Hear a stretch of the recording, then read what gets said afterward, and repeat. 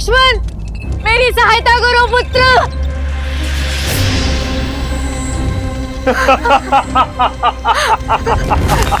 राम, लक्ष्मण, राम, भैया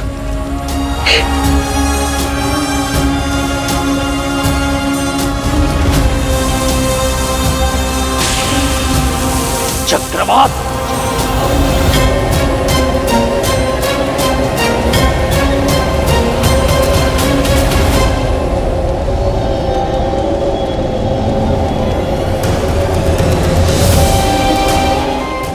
मेरी माँ को छोड़ दो दुष्ट। माँ, रुको लक्ष्मण, परंतु भैया माँ, यज्ञ की सुरक्षा पर ध्यान दो। राम, लक्ष्मण,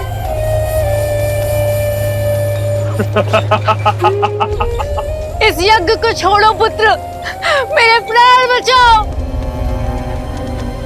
इस यज्ञ को छोड़ो पुत्र, मेरे प्राण बचाओ।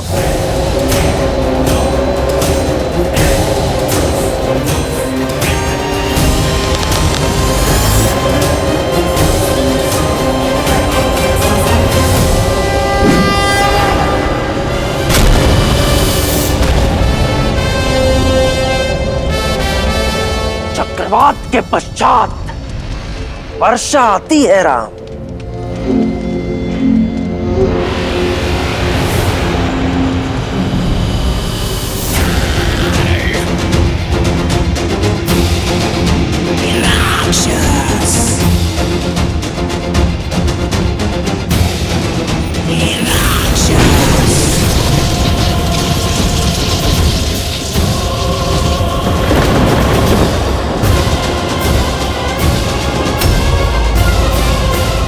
बोलो राम, यज्ञ बचाओगे या अपनी माता को?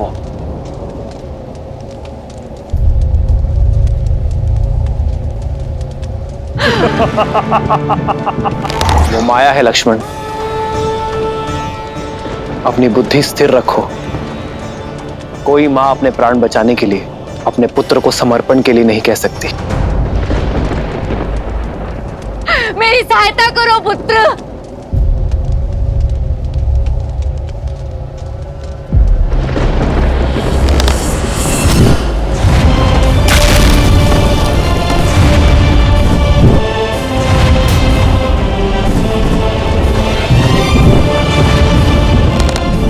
राक्षसों का सबसे शक्तिशाली अस्त्र माया है लक्ष्मण, उस पर वश करना सीखो। देख क्या रहे हो लक्ष्मण, आगे बढ़ो, बचाओ अपनी माता को, बचाओ बचाओ।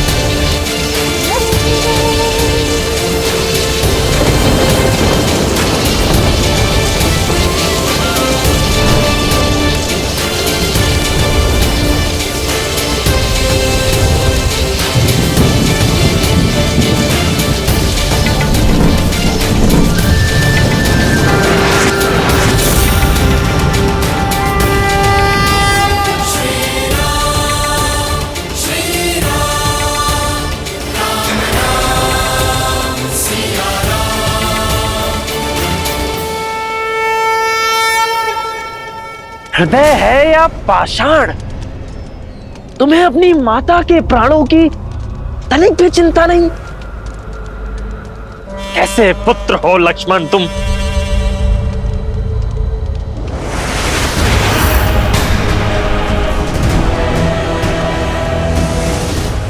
लक्ष्मण,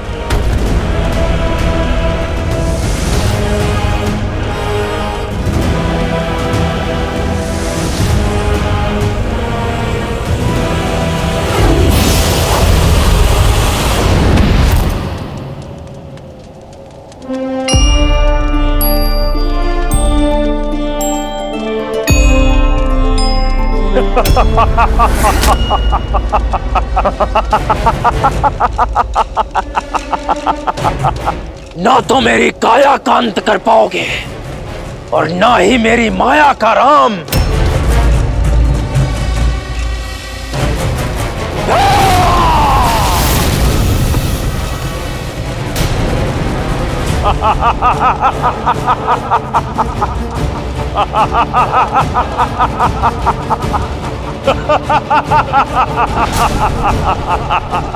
तुम्हारा अंत मेरे हाथों होगा राम। अपनी माता का प्रतिशोध लूंगा मैं। अभी भी समय है, मान लो हार। यह यज्ञ भंग होकर रहेगा राम।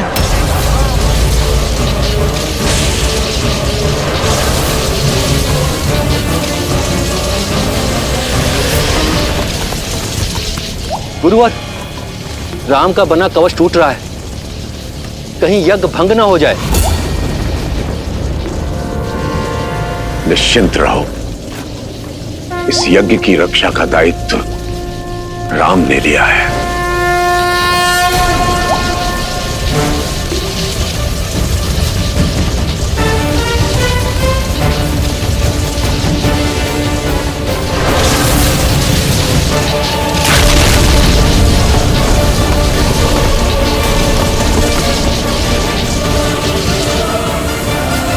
अब इस मायावी का अंत हम कैसे करेंगे भैया? माया का अंत केवल सत्य कर सकता है लक्ष्मण, और सत्य केवल एक ही है।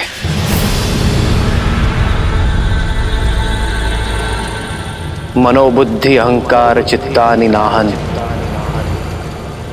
न च श्रोत्र जिह्वे न च घ्राण नेत्रे,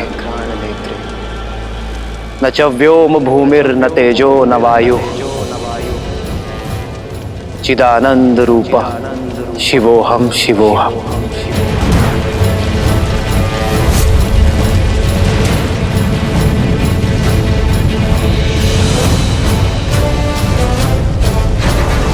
न मैं द्वेष रागौ न मैं लोभ मोहौ, मदो नैव मैं नैव मात्सर्य भाव,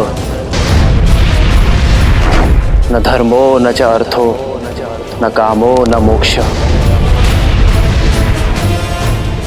चिदानंद रूपा शिवोहम शिवोहम।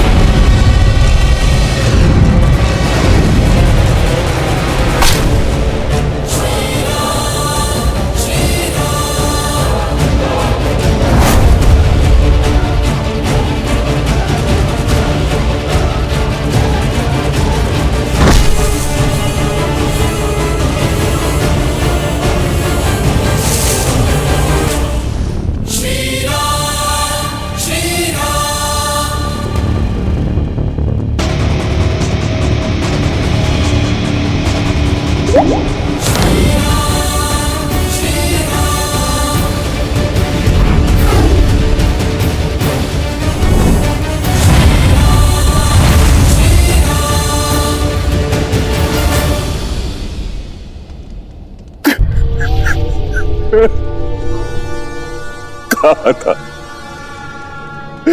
मत करो ऐसा, लेकिन तुमने अपने मां की बात नहीं मानी। क्या मिला? पहले बाहर चली गई, अब तुम्हें जाना पड़। प्रतिशोध की अग्नि ने तुम्हें ही भस्म कर दिया। दोष केवल सुबाहु का नहीं था मारीच,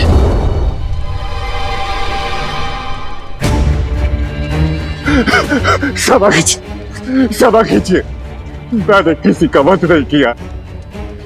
मेरी माता और भाई के कर्मों का तो दंड आप पे ही चुके हैं। इसमें मेरा क्या दोष है?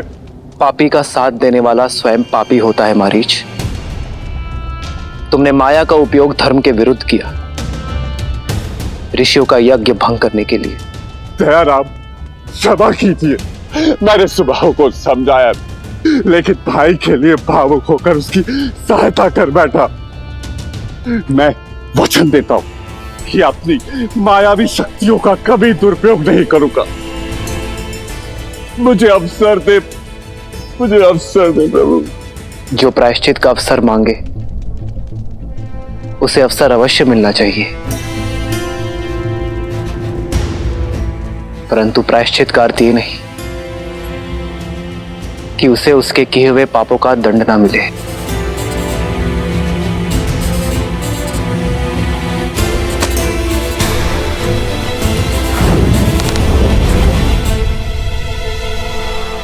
ये दंड भी है और अवसर भी, किंतु स्मरण रहे मारीच,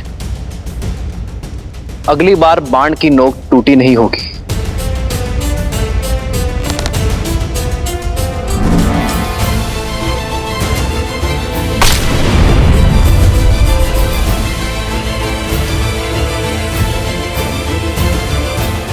ये क्या भैया, आपने उस दुष्ट को छोड़ क्यों दिया? मारीच को अवसर देकर हमने अपना धर्म निभाया है लक्ष्मण। अब मारीच का कर्म उस पर छोड़ देते हैं और कर्म का परिणाम समय पर। केवल नहीं गुणगान है, कैसे नारायण बने नर, इसका पावन ज्ञान है।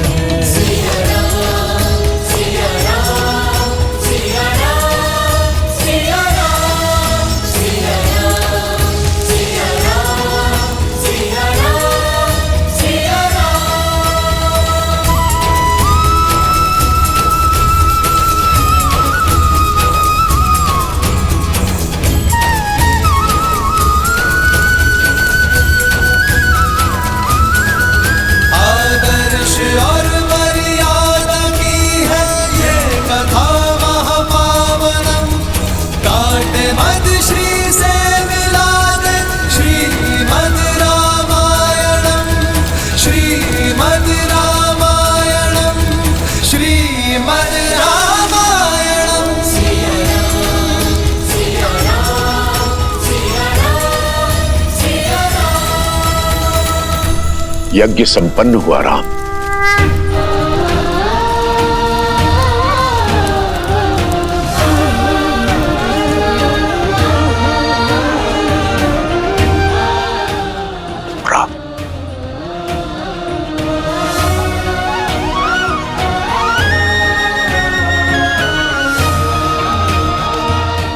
हम आपकी सेवा करके धन्य हुए आचार्य।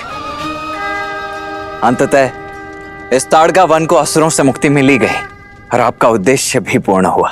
ये उद्देश्य नहीं था लक्ष्मण, ये परीक्षा थी। परीक्षा? हाँ, मैं ये देखना चाहता था कि राम इस कर्तव्य को निभाने में सक्षम है अथवा नहीं। तो अब और क्या करना शेष है गुरुवर? ताड़का, सुबाहु और मारीच तो मात्र चिंगारियां हैं। सारा संसार इन असुरों के अत्याचार की अग्नि में झुलस रहा है। उन्हें तारना ही तुम्हारे जीवन की यात्रा है राम। परंतु भैया की ही क्यों गुरुवर? क्योंकि राम का धर्म उसे न्याय करने से नहीं रोकता। कठिनतम परिस्थितियों में भी राम का विवेक विचलित नहीं होता, इसकी प्रज्ञा स्थिर रहती है। मैं तुम्हारी इस जीवन यात्रा को प्रशस्त करने आया हूं राम।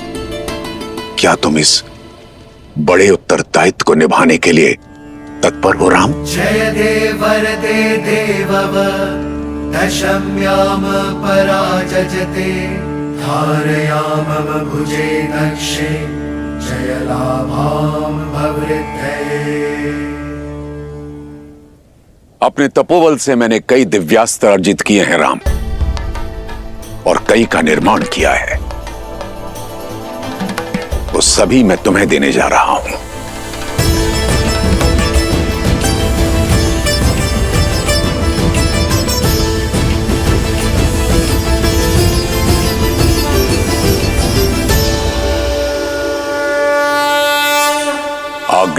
वरुणास्त्र।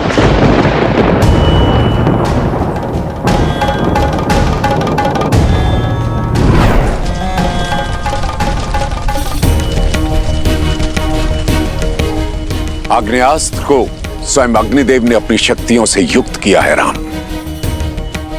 इससे अग्नि की भयंकर लपटें निकलती हैं जो सब कुछ भस्म कर देती हैं, यहां तक कि जल को भी। ग्रहण करो।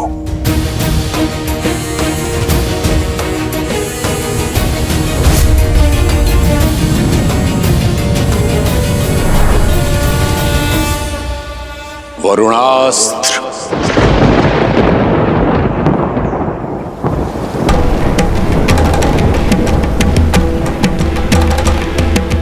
वरुणास्त्र जल का स्वामी है राम। भयंकर वर्षा से शत्रु की पंक्तियों को तितर बितर कर देता है। मरुस्थल में भी बाढ़ लाने में सक्षम है ये। स्वीकारो राम।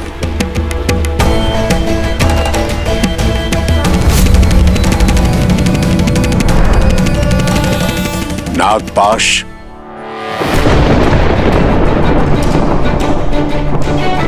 नागपाश की रचना स्वयं शेषनाग ने की है। इसके संधान से शत्रु को विषैले नाग जकड़ लेते हैं और उनका विष उनके प्राण ले लेता है। स्वीकारो राम।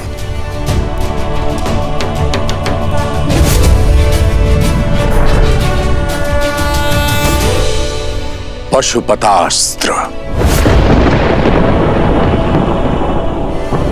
भूतनाथ महादेव की शक्तियों से युक्त है यह अस्त्र। एक बार संधान कर दिया जाए तो जो भी सामने होगा उसके नाश से काल भी नहीं बचा सकता। संसार के सबसे संहारक अस्त्रों में से एक है यह राम। महादेव का प्रसाद है। स्वीकारो राम।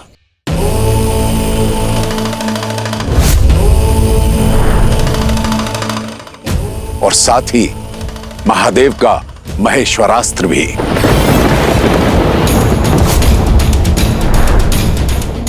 ये दोनों अस्त्र तुम्हें संसार की बुरी शक्तियों से सामना करने में समर्थ रखेंगे।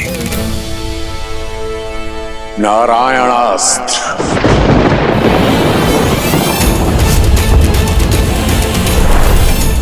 नारायण का अस्त्र है ये, जो शत्रु का संतुलन बिगाड़ दे, उसे धराशायी कर दे। ब्रह्मास्त्र।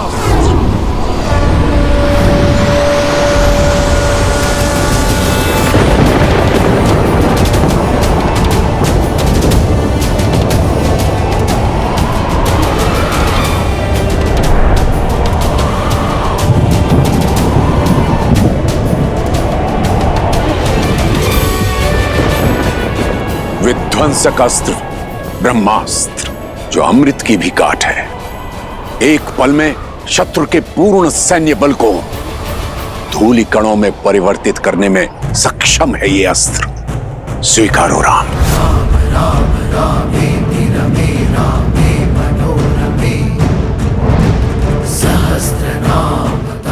ब्रह्मास्त्र के साथ साथ राम को विश्वामित्र से अनेक दिव्यास्त्र प्राप्त हुए।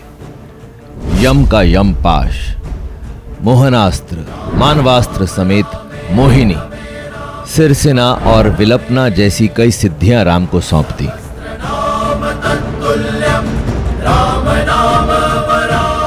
धन्यवाद गुरुवर, आपने मुझे इन अस्त्रों का पात्र समझा। अब आशीष दीजिए कि विवेक से इन अस्त्रों का प्रयोग कर सकूं, संसार के हित में इन्हें ढाल बना सकूं। आशा है गुरुवर कि इन अस्त्रों का कभी उपयोग ना करना पड़े। जो अस्त्र को ढाल बनाकर उनका प्रयोग करने की मंशा रखता हो, वो ही जगत का कल्याण कर सकता है। साधु।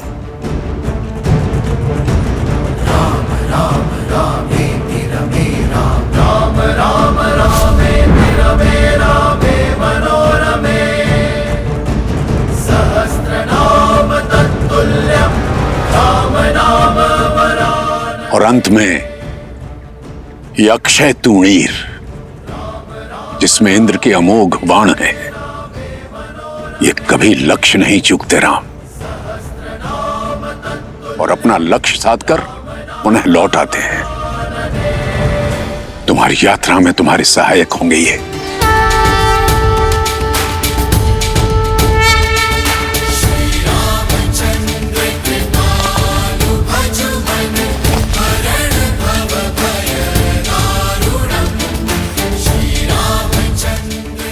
जो आज्ञा गुरुवर।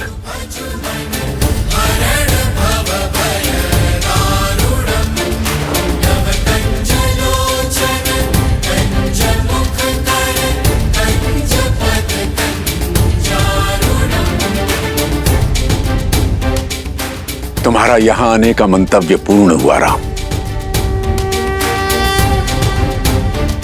अयोध्या लौटने से पूर्व मैं तुम्हें कहीं ले जाना चाहता हूं। आप जो मार्ग दिखाएंगे उससे शुभ क्या होगा गुरुवर?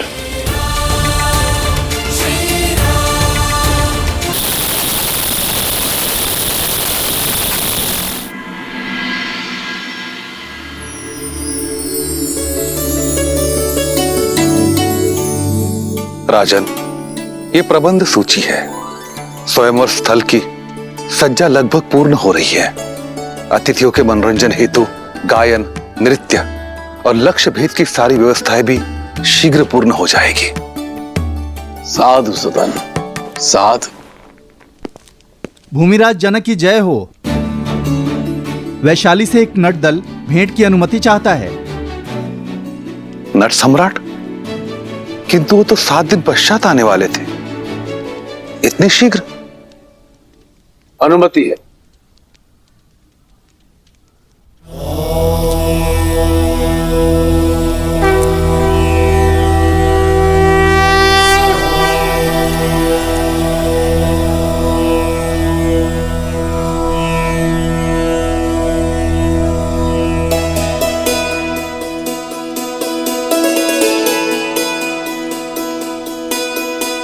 प्रणाम मिथिला नरेश, प्रणाम।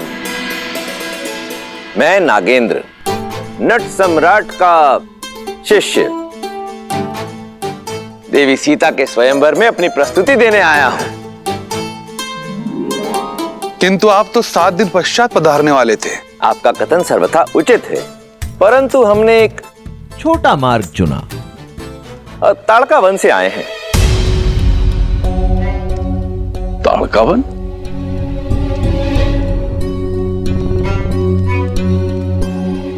ताड़का वन से आकर आपने इतना बड़ा संकट मोल लिया। संकट? इसमें संकट क्या? अच्छा, आप वो ताड़का राक्षसी और उसके पुत्रों सुबाहु और मारीच के विषय में बात कर रहे हैं। अब उस ओर से निश्चिंत हो जाइए महाराज, क्योंकि ताड़का राक्षसी और उसके पुत्रों का अंत हो चुका है। अब वहां कोई प्राणी हो या जीव जंतु, किसी को भी उनसे भयभीत होने की आवश्यकता नहीं। ताड़का का अंत कब और कैसे?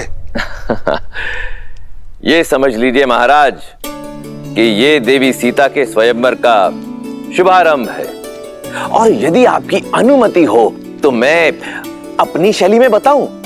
आप सबका मनोरंजन भी हो जाएगा और देवी सीता के स्वयंवर का आरंभ भी। अनुमति। धन्यवाद महाराज।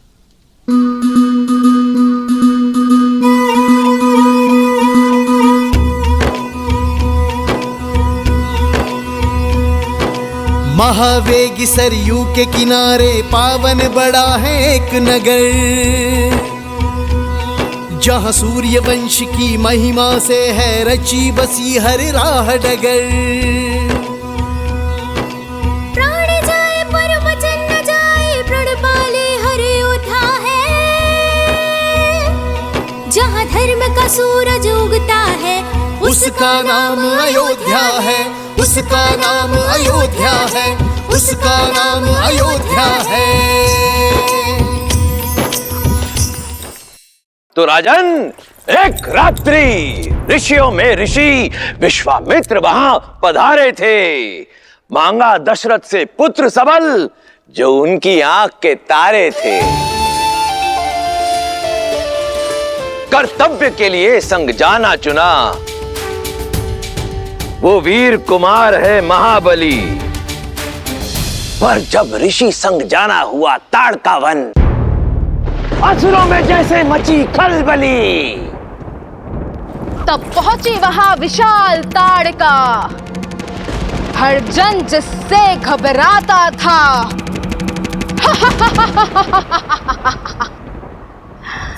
बल सहस्त्र गजों का था जिसमें, चलने से थल थर्राता था। एक यक्षिणी जिसको श्राप मिला।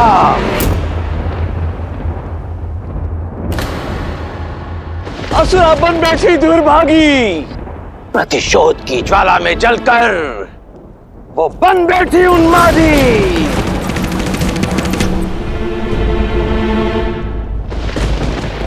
जब दशरथ पुत्र से हुआ सामना, करुणा भरा वो पल आया जिसे जग ने झिड़का असुरा कहकर, उसे वीर ने मां कहकर समझाया। दुष्ट प्रकृति, वो दुष्ट प्रकृति ना मानी, प्रायश्चित का अवसर ना माना। तब कर्तव्य परायण महावीर ने धनुष ताड़का परताना। सोचा नहीं जब देगा ताना, प्रबल शक्ति से वार किया। एक असुरी का संहार नहीं, एक माता का उद्धार किया।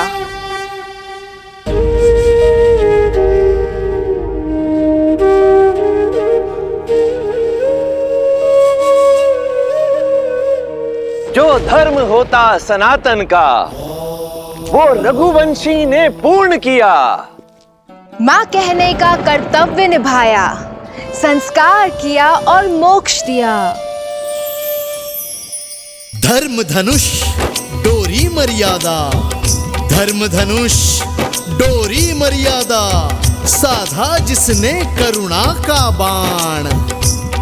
वो अवध पुत्र दशरथ नंदन, वो महावीर रघुवंशी राम। वो अवध पुत्र दशरथ नंदन, वो महावीर रघुवंशी राम। जय श्री राम, जय श्री राम, जय श्री राम, जय श्री राम, जय श्री राम, जय श्री राम, जय श्री राम, जय श्री राम, जय श्री राम, जय श्री राम, जय श्री राम, जय श्री राम, जय श्री राम, जय श्री राम, जय श्री राम, जय श्री राम, जय श्री राम।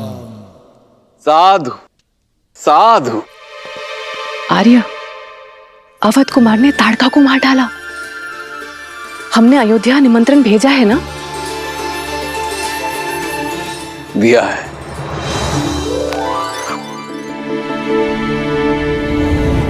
मिथिलापति महाराज, महाराज राजऋषि जनक अपनी पुत्री सीता के स्वयंवर की घोषणा करते हैं। महादेव का पिनाक मिथिला का रक्षक है। जो शूरवीर उस महाधनुष को उठाकर उस पर प्रत्यंचा चढ़ा देगा, कुमारी सीता उसे वरमाला पहनाएगी। राजर्षि जनक का सविनय अनुरोध है कि अयोध्या अपने कुमारों को अयोध्या का प्रतिनिधि बनाकर स्वयंवर में भेजने की कृपा करे। विश्वास ही नहीं होता, हमारे पुत्र इतने बड़े हो गए हैं कि उनके विवाह का प्रस्ताव आने लगा है। मिथिला नरेश को हमारा अभिनंदन कहना। कुमारी सीता के गुणों के बारे में बहुत सुना है।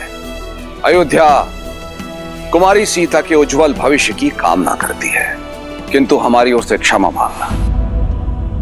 हमारा ज्येष्ठ पुत्र इस समय कर्तव्य यात्रा पर है, इसीलिए स्वयंवर में अयोध्या अपना प्रतिनिधि भेजने में असक्षम है।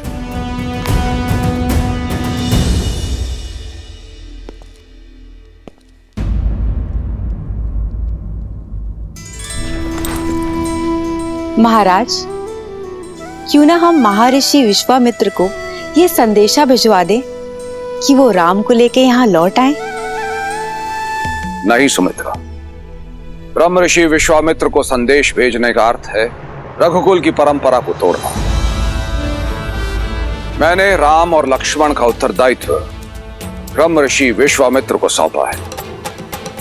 और ऋषिवर राम के लिए जो भी पथ चुनेंगे श्रेष्ठ होगा।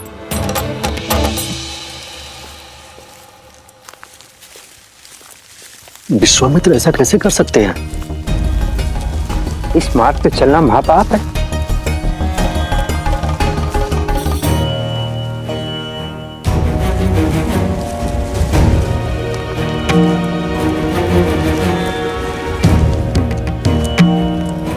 भैया, ये सभी ऋषिगण भयभीत हैं। इनका मानना है कि ये पथ शापित है। गुरुवर बिना उद्देश्य के कहीं नहीं ले जाते लक्ष्मण।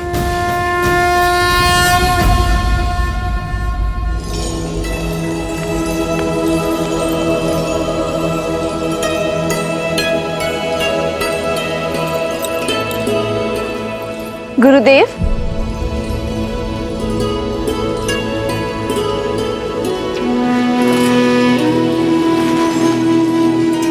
पुत्री सीता, आओ।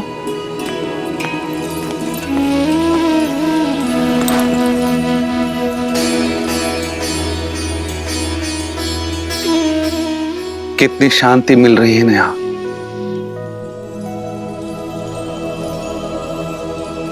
लेकिन आप ही तो कहते हैं ना आचार्य कि शांति मन के भीतर होती है, फिर बाहर खोजने की क्या आवश्यकता है? जब मन ग्लानि से भरा हो तो शांति बाहर ही तो खोजी जाती है ना सीता।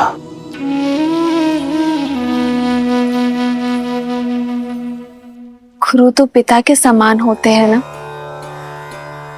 तो क्या पिता अपने मन की व्यथा अपनी संतान के साथ नहीं बांट सकती? क्योंकि व्यथा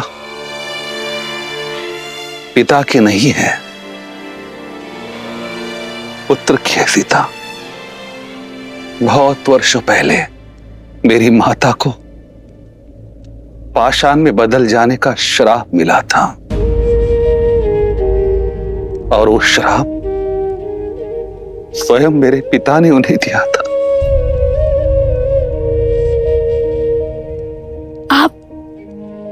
आप माता अहिल्या के पुत्र हैं। क्षमा चाहती हूँ गुरुदेव, मैं नहीं जानती कोई थी कि नहीं जानता सीता। केवल तुम्हारे पिता के कारण राजगुरु सदानंद का अस्तित्व है। माता को श्राप मिलने के पश्चात हर ओर से मुझे धुतकारा गया, उपेक्षा मिली, अपमान मिला। तब मिथिला ने मुझे शरण दी। केवल 8 वर्ष का बालक था मैं, समझ ही नहीं पाया ये क्यों हुआ, ये क्या हुआ। युवावस्था में आया तो पता चला वो आरोप कितने गंभीर है। सारा संसार मेरी मां को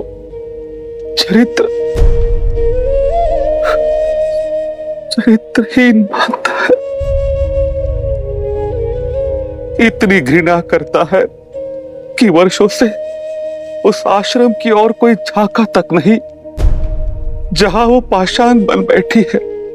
ऊपर से पिता का श्राप कि जो कोई वहां जाएगा वो भी पाप का भागी बनेगा।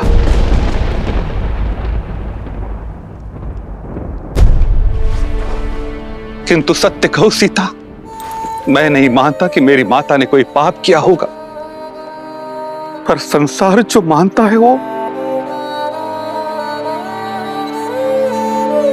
इसी विवशता की उथल पुथल में शांति की खोज में आ जाता। महादेव पर विश्वास रखिए गुरुदेव। आज दशरथ नंदन की कथा सुनकर मुझे आभास हुआ, यदि शाप है तो उसका काट भी है।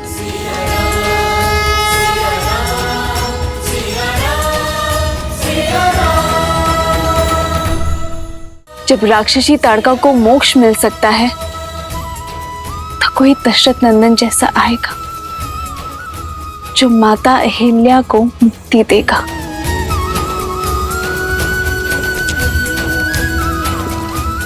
कोई ऐसा जो जन की नहीं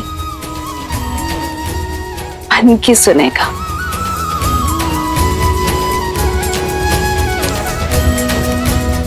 जो आश्रम जाकर पाप का भागी नहीं बनेगा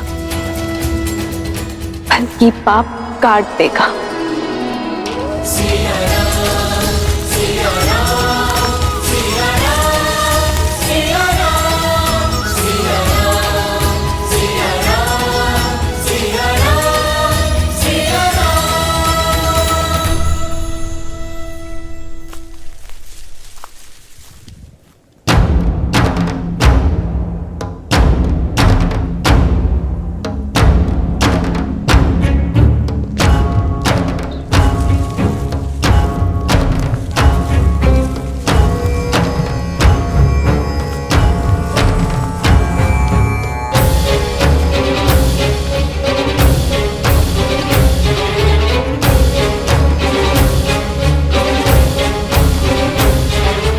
हम यहाँ क्यों रुके हैं गुरुवर? और ये स्थान कौन सा है गुरुवर? ये वो स्थान है लक्ष्मण जहां एक पतिव्रता पतिता बन गई, जिसके पति ने उसे पाषाण बनने का शाप दे दिया।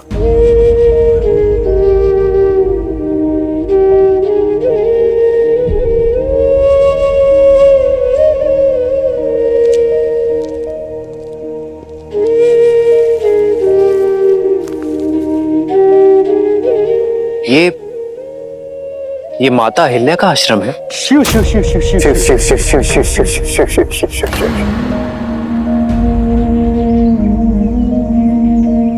और ये शिल्प उनका? हाँ राम, अब ये चयन तुम्हारा होगा कि तुम संसार के दृष्टिकोण को अपनाओगे अथवा अपने धर्म की दृष्टि से इसे देखोगे। यही है चरित्रहीन अहिल्या। अपने कुल, अपने परिवार, इस समाज को कलंकित करने वाली कुलटा। अपने पति के साथ छल करके पर पुरुष के साथ संबंध स्थापित करने वाली कुलक्षणी। राम, आगे मत बढ़ो, यहाँ श्वास लेना भी पाप है। न जाने गुरुदेव हमें यहाँ क्यों लेकर आए हैं। राम को शाप लग जाएगा गुरुदेव। मुझे मेरे गुरुवर यहाँ तक लेकर आए हैं और यहाँ से आगे का उद्देश्य मैं स्वयं ढूंढ लूंगा।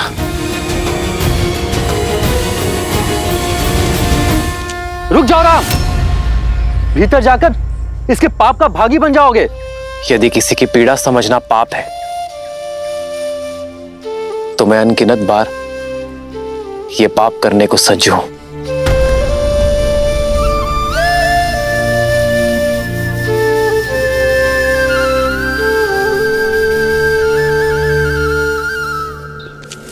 लक्ष्मण,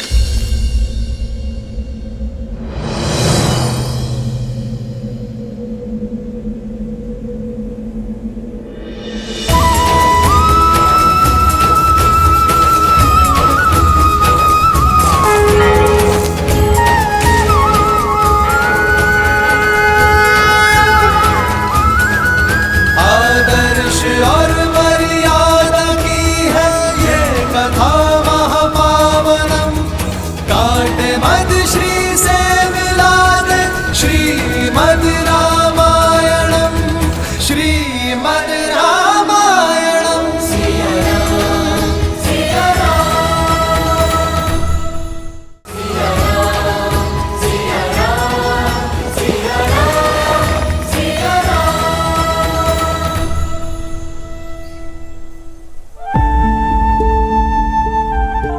संसार कहता है आप पाषाण बन गई,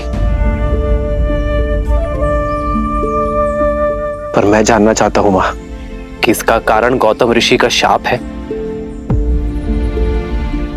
या ये संताप की आपकी पीड़ा किसी ने नहीं सुनी।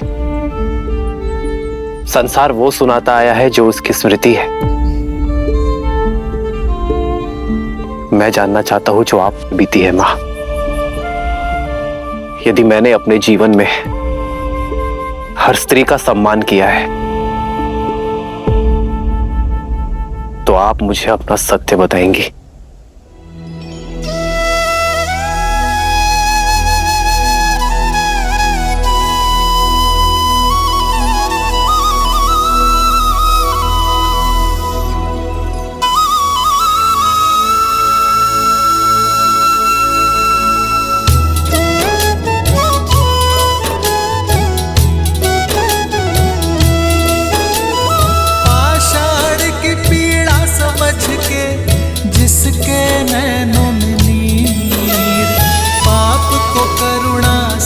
काटे जो वो ही सच्चा वीर।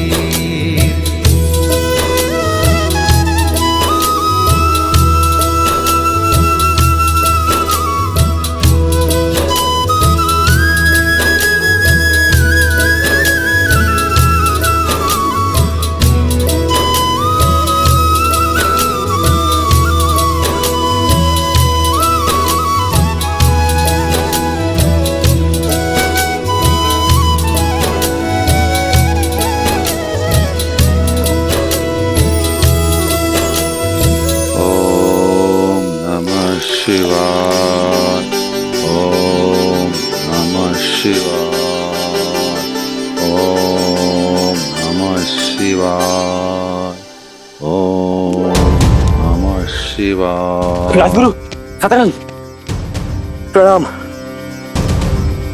मुनि सतांग आप यहाँ? वो गौतम ऋषि के आश्रम में। क्या गौतम आश्रम में? वहां पर कोई आया है। क्या? कौन आया है? दशरथ नंदन ताड़का मर्दक राम।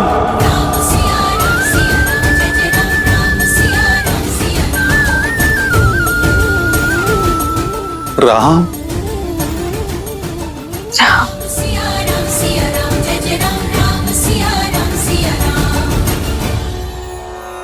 गुरुदेव, लगता है महादेव ने सुन ली, मार्ग बन गया।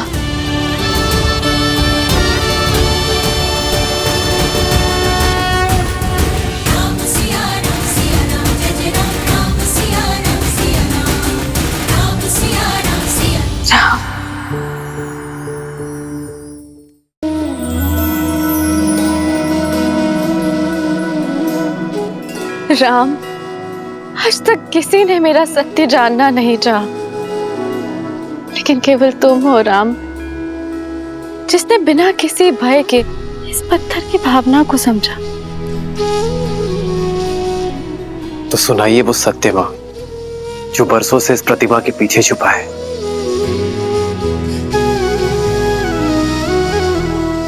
मैं अहल्या, स्वयं ब्रह्मदेव ने मेरा निर्माण किया। ब्रह्मदेव की 5 कन्याओं में से एक हूं। वैसे तो इस संसार ने सुंदरतम स्त्रियों में स्थान दिया, लेकिन महर्षि गौतम ने अपने जीवन में अपनी पत्नी बनाकर स्थान दिया। प्रसन्न थी मैं, सब कुछ था मेरे पास। महर्षि गौतम जैसे ज्ञानी पति का प्रेम और सतानंद जैसा प्यारा संस्कारी पुत्र। निश्चिंत थी मैं कि मेरे जीवन में कुछ अनुचित नहीं हो सकता, पर ये मेरा भ्रम था। नहीं जानती थी मैं कि मेरा रूप ही मेरा शत्रु बन बैठेगा। नहीं समझ पाए कि कब देवराज इंद्र की कुदृष्टि मुझ पर पड़ गई। नहीं जानती थी मैं कि देवराज इंद्र उस अवसर की प्रतीक्षा कर रहे हैं जो मेरे जीवन में आपदा बनकर आने वाला था, मेरा संसार बिखेर देने वाला था।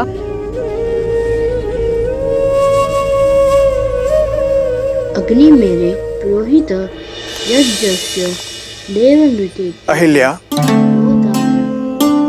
जी जी महाराज। मैं संध्या स्नान के लिए जा रहा हूँ। जी, आपके लौट के आने तक संध्या पूजन की सारी सामग्री सज रहेगी। और शिष्यों,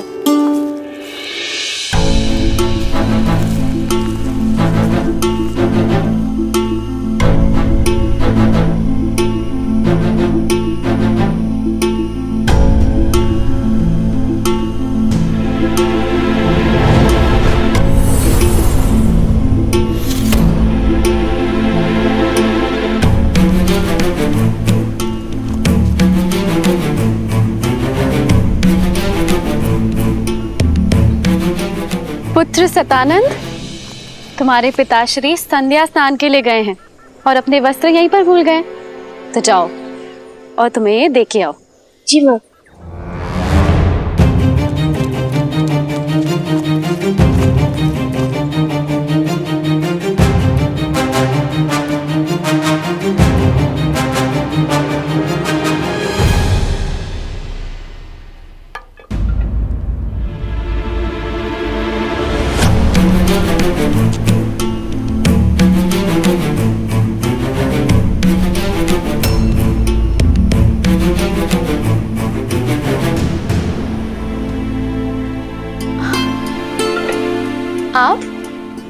आपको स्मरण हो गया कि आप संध्या स्नान के लिए गए किंतु अपने वस्त्र ही भूल गए थे। मैंने सतानंद को भेजा है आपके वस्त्र लेकर।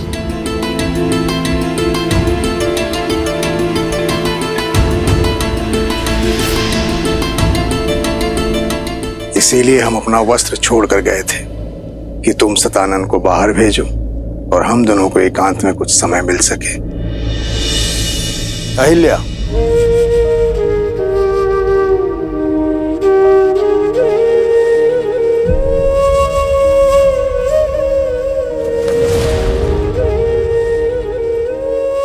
राम, इंद्र की शक्तिशाली माया जाल में फंस गई।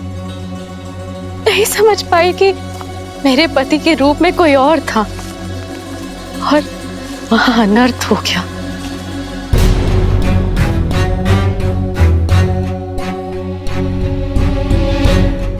कौन हो तुम?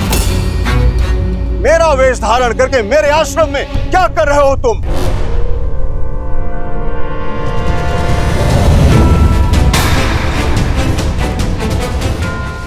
इंद्र?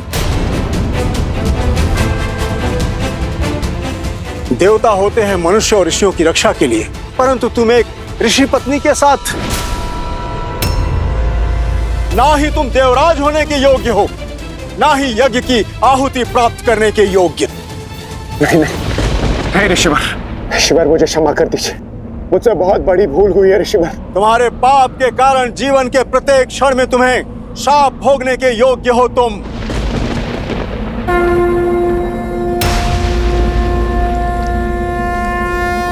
ऋषिवर, मैं गौतम अपने जीवन की संपूर्ण तप को साक्षी मानकर मैं तुम्हें श्राप देता हूँ इंद्र। नहीं देव ऋषि, ऐसा अनर्थ मत कीजिए कि जिस रूप के मोह में तुमने ये पाप किया है वो तुम्हारा रूप तुमसे छिन जाएगा। तुमने इंद्रत्व का अपमान किया है भोगी, तुम आजन्म रोगी रहोगे। तुम्हारे संपूर्ण शरीर पर सहस्त्रों घाव हो जाएंगे। तुम अपना पुरुषत्व खो दोगे इंद्र। असुर तुमसे युद्ध में विजयी होंगे। तथास्तु।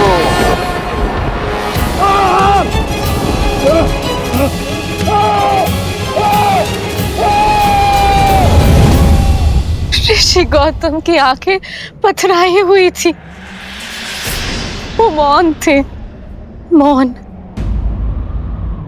जो मेरे जीवन में महाचक्रवात लाने वाला था। क्या अपराध था मेरा ये कि मैं एक सती होके अपना सत्य सिद्ध नहीं कर पाई, या ये कि मैं एक दुष्ट के मन की मलिनता को समझ नहीं पाई।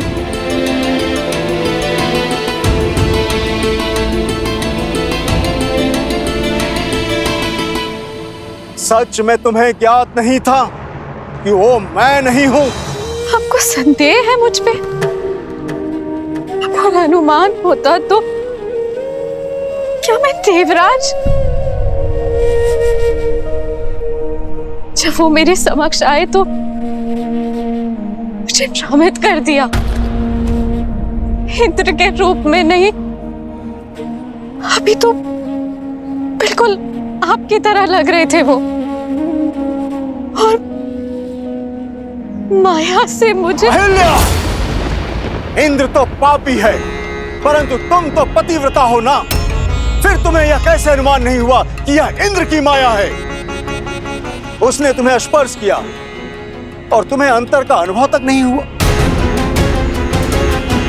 मानने को मैं सच नहीं कि कोई स्त्री किसी के निकट रहने के पश्चात भी यह अनुभव न कर सके कि वो उसका पति नहीं है। सत्य बोलो अहिल्या, एक ऋषि पत्नी होने के पश्चात भी ऐसा तुच्छ व्यवहार, चरित्रहीन हो तुम।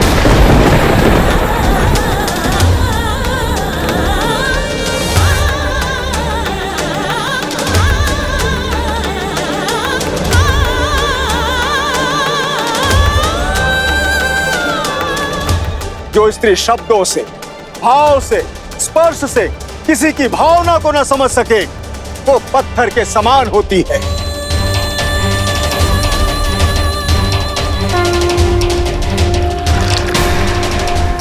मैं तुम्हें श्राप देता हूं, इसी क्षण तुम पत्थर की प्रतिमा में बदल जाओ, सदा सदा के लिए। तथास्तु।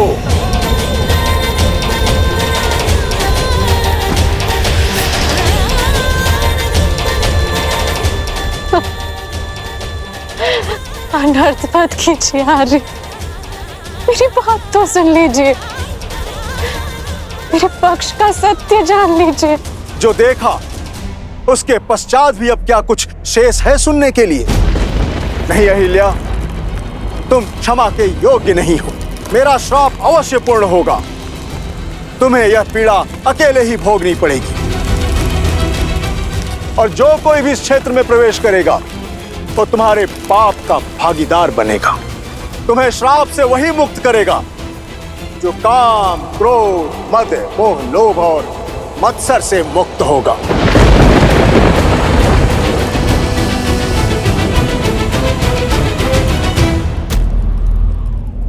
माता,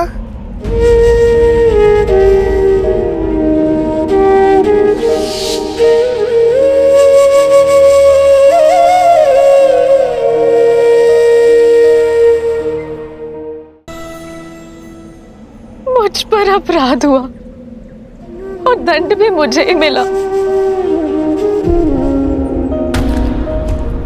मेरा पक्ष सुने बिना मेरा न्याय किया गया।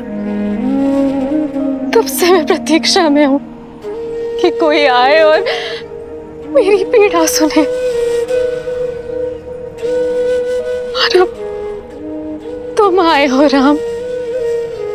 इनकी बात पर विश्वास नहीं किया जा सकता। महर्षि गौतम जैसे महान ऋषि क्या ऐसी श्राप दे देंगे?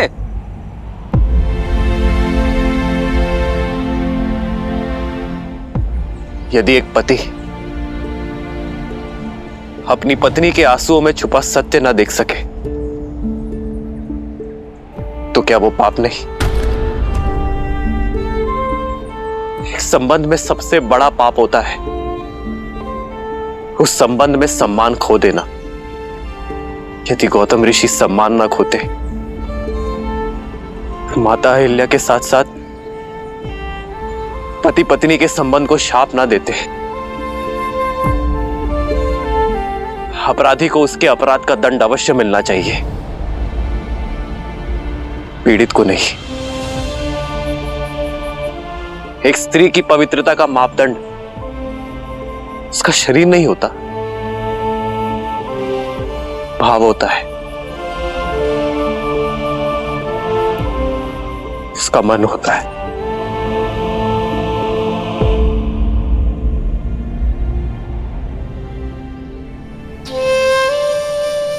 मैं लज्जित हूं मां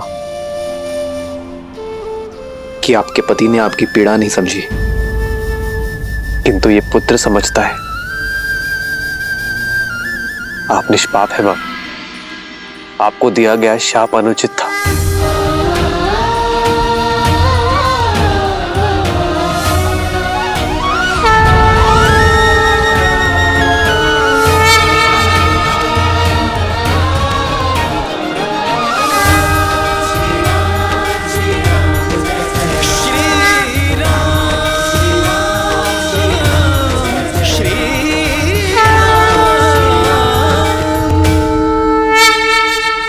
एक मां जब अपनी संतान को जन्म देती है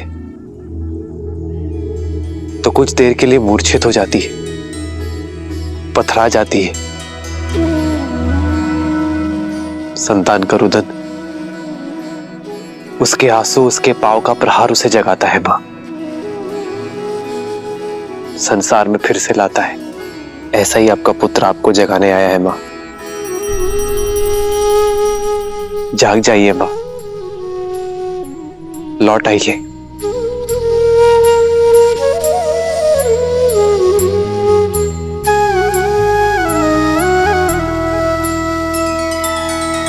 नैना करुणा पग में ममता, पाषाण में लादे प्राण। निष्पाप ना कभी दंड भोगे, राम का है ये श्री राम श्री राम श्री राम श्री राम श्री राम श्री राम श्री राम श्री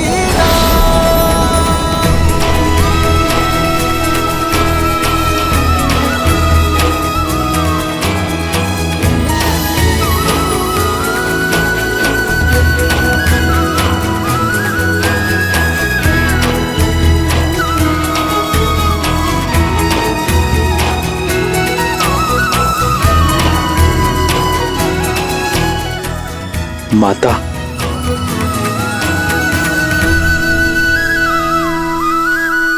आदर्श और मर्यादा की है ये कथा महापावनम। काटे मद श्री से मिला दे श्रीमद् रामायणम श्रीमद् रामायणम श्रीमद् रामायणम। सिया राम सिया राम सिया राम सिया राम सिया राम सिया राम। माता, माता, पुत्र, माता, माता, मुझे क्षमा कर देना। मैं वो अभागा पुत्र हूँ जो मेरी माता की पीड़ा समझ नहीं पाया। मेरा समस्त जीवन आत्मग्लानि में व्यतीत हो गया। माता, मुझे क्षमा कर देना। माता, मुझे क्षमा कर देना। नहीं पुत्र, मैं तुमसे रुष्ट नहीं हूँ पुत्र सतानंद।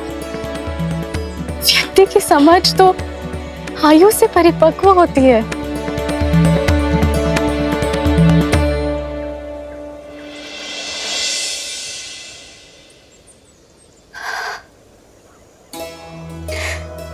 मेरे जाने का समय हो गया है राम, और जीवन का उद्देश्य भी, जो कदाचित तुम्हारी यात्रा में आकर संसार को संबंधों की सीख देना था। आज तुम्हारे सत्य ने मुझे मोक्ष दिलाया है। जैसे मैं केवल राम का नाम लेकर इस संसार से जा रही हूँ, उसी प्रकार सभी सिर्फ तुम्हारा नाम लेकर ही साथ जाएंगे। राम नाम सत्य है। जीवन में हानि लाभ, शाप वरदान, पवित्र अपवित्र कोई महत्व नहीं रखता। महत्व है तो मात्र एक सत्य का। और यही सोच मनुष्य को जीवन और मरण के चक्र से मुक्ति दिलवाएगी, मोक्ष दिलवाएगी। राम नाम सत्य है। राम नाम सत्य है। राम नाम सत्य है। राम नाम सत्य है। राम नाम सत्य है। जय जय राम श्री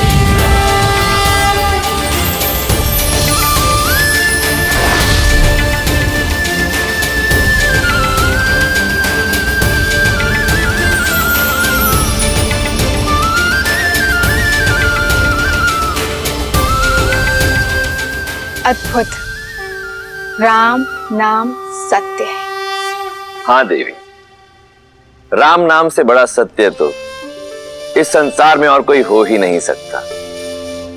क्योंकि श्री राम जैसे मनुष्य अपने अपयश की चिंता किए बिना दूसरों की पीड़ा हरते हैं। अपने विषय में सोचे बिना दूसरों के विषय में सोचते हैं। अब ऐसे मनुष्यों के जीवन का मार्ग तो सत्य से ही परिपूर्ण होगा। वहीं दूसरी ओर रावण जैसे लोगों के लिए उनके व्यक्तिगत लाभ, उनके अभिमान, उनके यश से बढ़कर और कुछ नहीं होता। और यही कारण था कि रावण सीता के स्वयंवर में जाने के लिए सज्ज हुआ।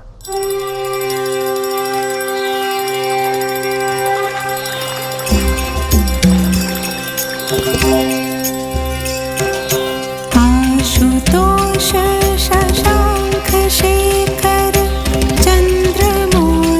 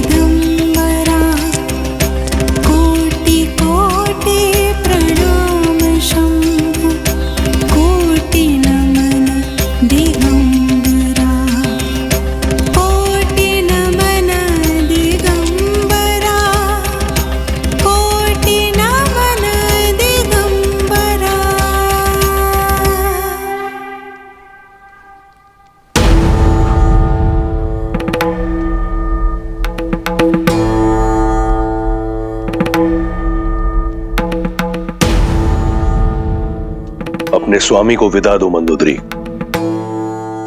विदा? कहाँ प्रस्थान कर रहे हैं आप? मिथिला। मिथिला? स्वयंवर में, जहां से लंका के लिए निमंत्रण ही नहीं आया। निमंत्रण अतिथि को दिया जाता है, विजेता को नहीं। 14 लोगों के स्वामी को स्वयंवर का निमंत्रण न देना किसी चुनौती से कम नहीं मंदोदरी। पर हमारे पुत्र मेघनाथ का तो विवाह हो चुका है और दूसरी पत्नी की चाह भी नहीं है उसे। मैं मिथिला मेघनाथ के लिए नहीं जा रहा।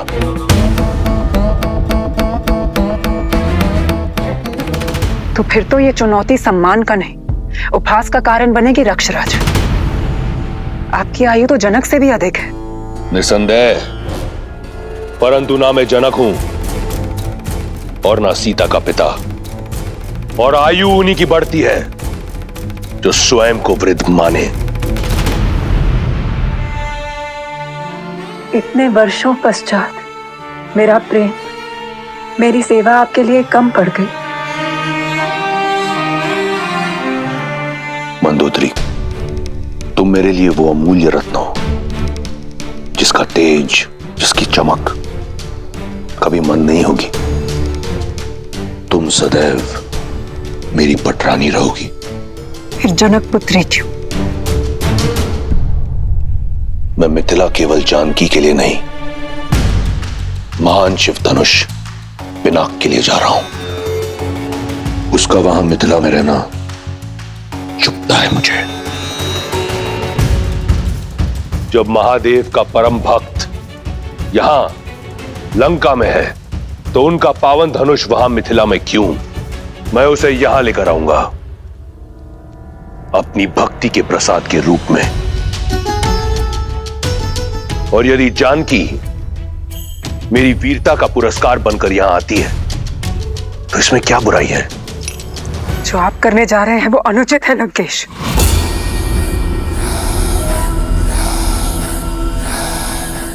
लंकेश अनुमति लेने नहीं, सूचना देने आया है। दशानन की नई रानी के स्वागत की तैयारी करो।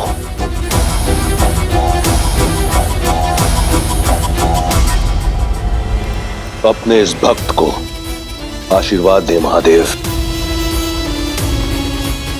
और मुझे आशा है कि मेरी पटरानी की ओर से आपके धनुष के स्वागत में कोई कमी नहीं रहेगी।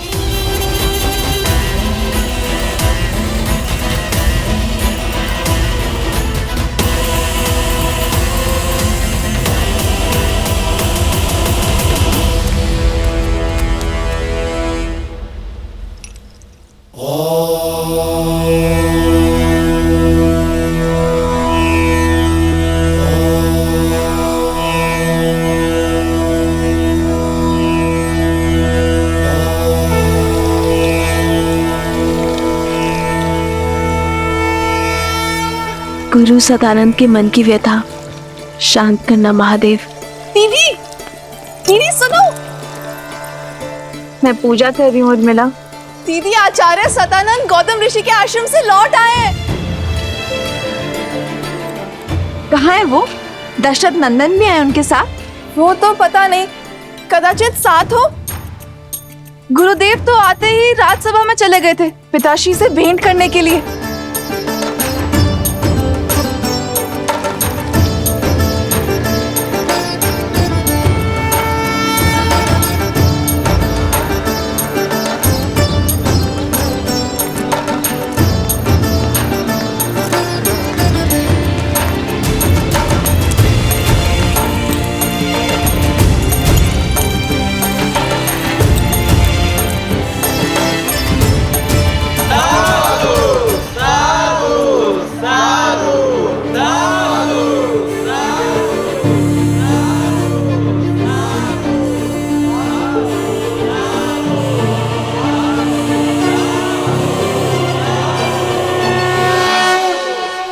ना सिद्धि थी ना मंत्र, बस आंखों में अश्रु और वचनों में करुणा। राजन, उसका बखान मैं अपने शब्दों में नहीं कर पाऊंगा। अपने स्पर्श से मेरी माता को श्राप मुक्त कर दिया और मुझे बिना स्पर्श के इस अभिशाप से कि मैं एक चरित्रहीन का पुत्र हूं, आज मैं आपके समक्ष गर्व के साथ यह कह सकता हूं कि मैं अहिल्या पुत्र सतानंद हूं। मेरी मां कलंकिनी नहीं है, मेरी मां पवित्रा है, पवित्रा। साधु, साधु, साधु।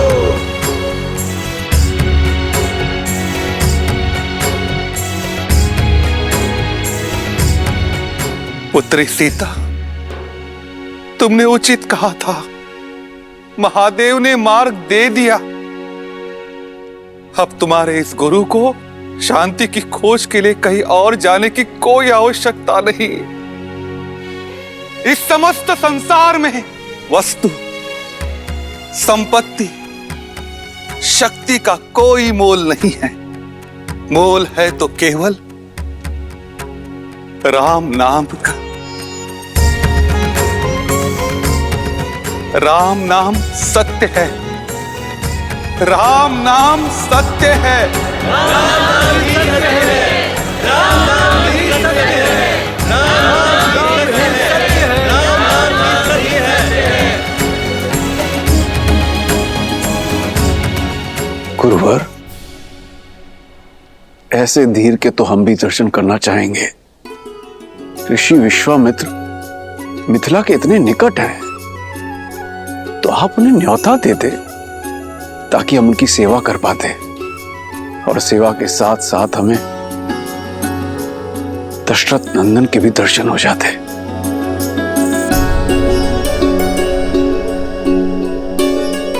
राजन, मैंने प्रयास किया था। ऋषिवर, आप मिथिला के इतने निकट है, हमें सेवा का अवसर देते। मिथिला में शिव धनुष्य यज्ञ होने वाला है और जनक कुमारी का स्वयंवर भी। मैं अवध कुमारों को किसी और उद्देश्य से लेकर आया हूं शतानंद।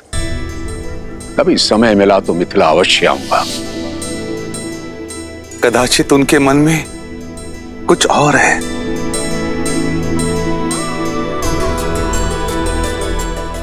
जैसी महादेव की नियति।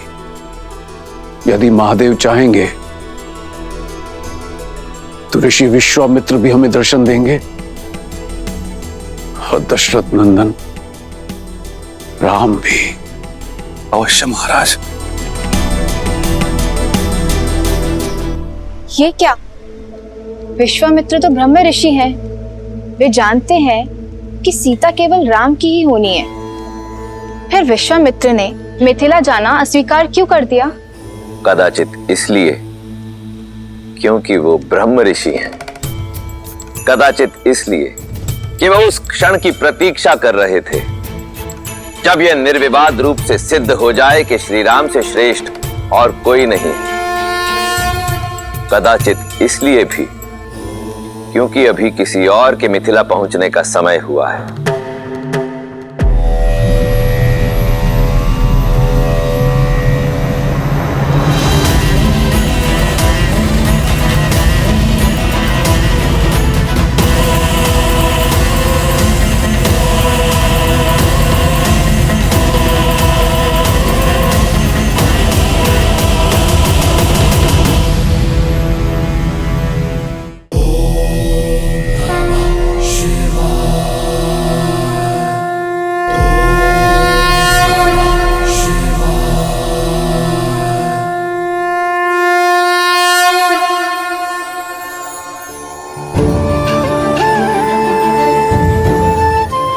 मिथिलावासियों, महापावन शिव धनुष को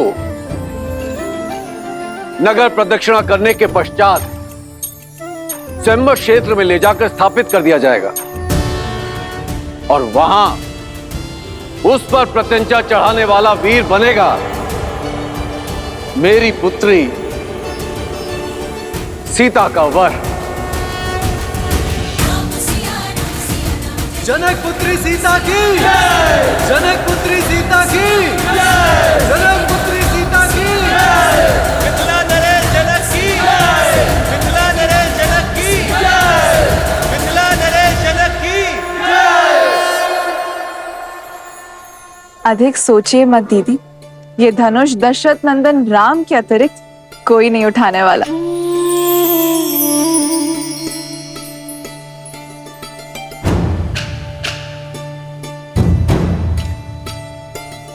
अनुष्ठान प्रारंभ करो।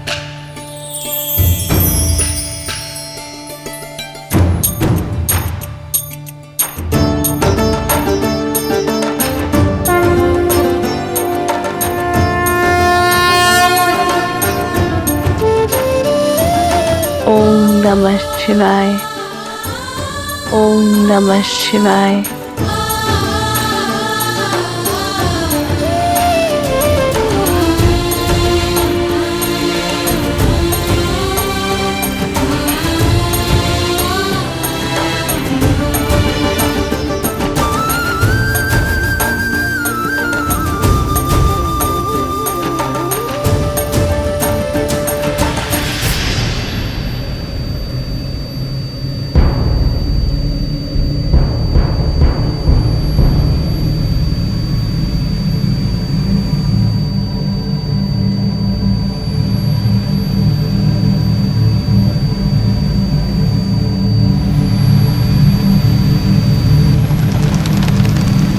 पुष्प विमान अर्थात रावण यहाँ आया। रावण, दशानन, दुष्ट राक्षसों का राजा यहाँ?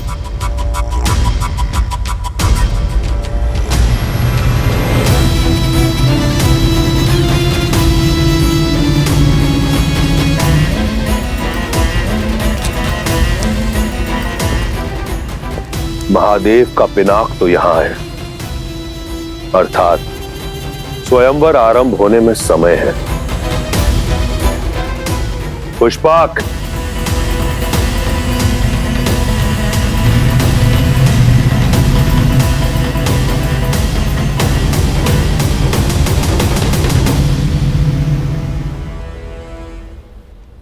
आर्य, बिना निमंत्रण रावण का यहाँ आना, क्या उद्देश्य हो सकता है उनका?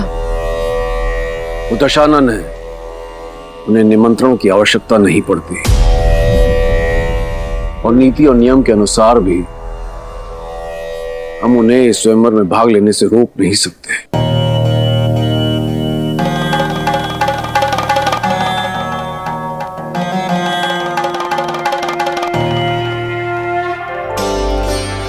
मुझे पूरा विश्वास है आप मेरे लिए जो भी करेंगे शुभ ही होगा।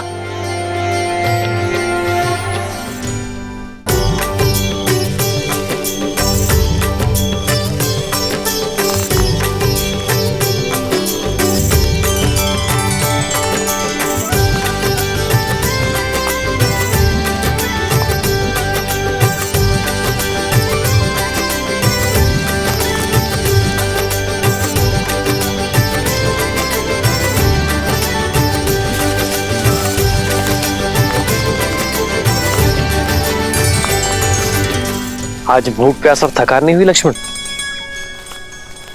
गुरु और काले जा रहे इसकी शंका तो नहीं है तुम्हें? आज मैं शंकित नहीं हूं भाई, अपितु दृढ़ता से तत्पर, क्योंकि मैं जान चुका हूं कि गुरुदेव हमें जहां भी ले जा रहे होंगे किसी कारण से ही ले जा रहे होंगे।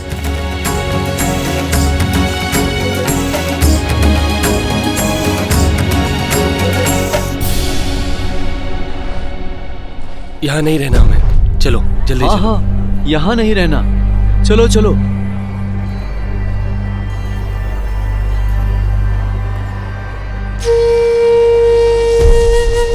भैया सुनिए, आप सभी इतने चिंतित और भयभीत होकर जा कहाँ रहे? मत पूछो, बस यहाँ नहीं रहना हमें, जाने दो हमें, नरक है ये स्थान। परंतु मित्र, इतने सुंदर स्थान में समस्या क्या है? ये स्थान शापित है।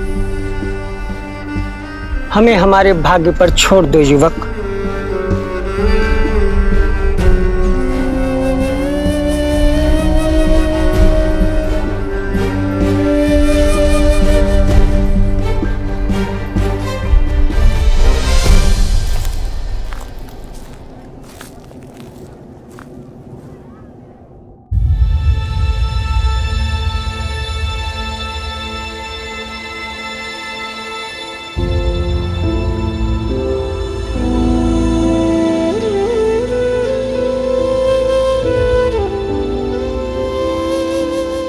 वो झील देख रहे हैं ना, कृष्ण झील।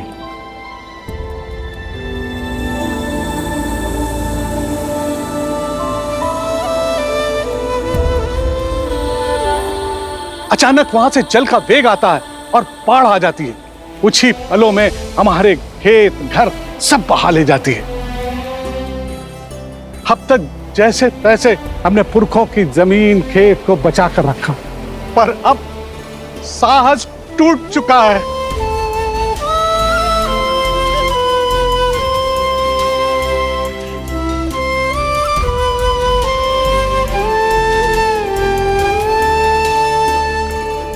समाधान भागने में नहीं, साधने में है।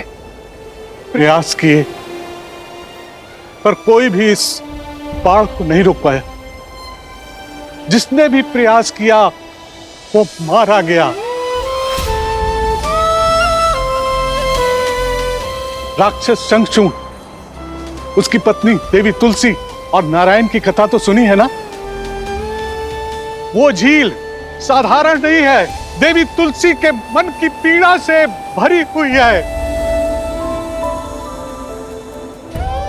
नारायण ने शंखचूड़ के छल से प्राण ले लिए और देवी तुलसी ने उसी पीड़ा में उन्हें शालिग्राम बनने का शाप दे दिया।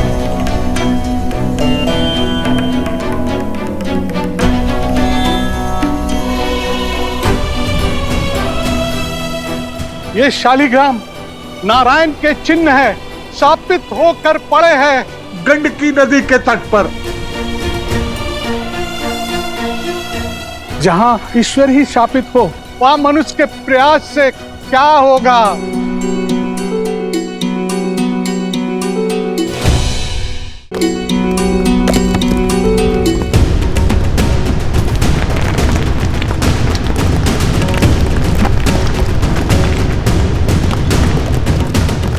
भागो भागो, सब लोग वहां से भागो, शीघ्र ऊंचे स्थान पर जाओ। आओ, चलो इधर आओ, इधर आओ, निकलो।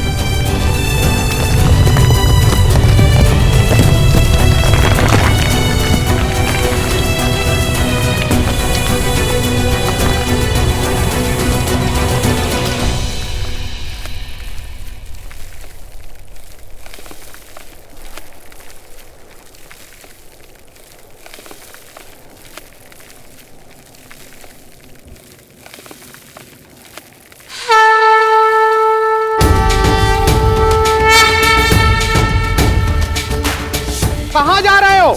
ये दुस्साहस तुम्हारे प्राण ले लेगा। आप तो बड़े हैं, ज्ञानी लगते हैं, रोकिए इन्हें। इनसे कहिए कि अपना मार्ग बदल लें। जिन्हें संसार बदलना होता है वे अपना मार्ग नहीं बदलते।